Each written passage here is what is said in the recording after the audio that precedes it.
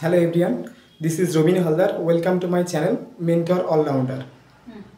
আজকে আমাদের আলোচনা বিষয় প্রোনাউন বা সর্বনাম। প্রোনাউন কি না, প্রোনাউন হলো নামের পরিবর্তে যে শব্দ ব্যবহৃত হয় তাকে বলা প্রোনাউন। চলো দেখে নেওয়া যাক। প্রোনাউন এর বাংলা অর্থ সর্বনাম।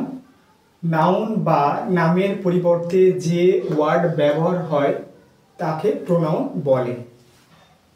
এইখানে একটি মেয়ের সম্বন্ধে কিছু কথা বলা হয়েছে। Rimi is a student.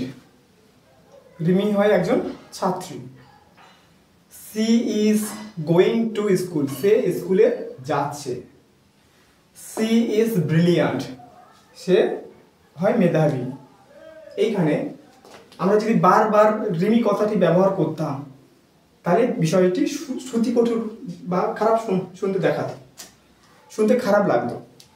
যদি বলতাম Rimi is a student, Rimi is going to school, Rimi is brilliant, তাহলে বিষয়টি শুনতে খারাপ লাগতো। সেই কারণে এই রিমি এটি একটি নাউন।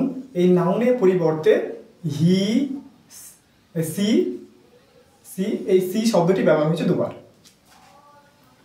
এই শব্দগুলি প্রোনাউন।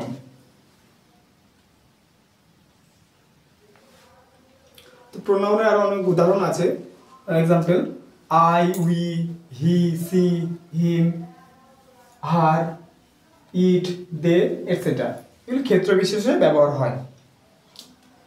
তো প্রোনাউনকে মোট 9টি ভাগে ভাগ করা হয়। 1 number personal pronoun, 2 possessive pronoun, 3 demonstrative pronoun, 4 reflexive pronoun, 5 relative pronoun, 6 interrogative pronoun, 7 distribute pronoun, 8 indefinite pronoun, 9 reciprocal pronoun. তো এই 9 প্রকার সম্বন্ধে আমি পরবর্তী ভিডিওগুলিতে বিস্তারিত আলোচনা করব।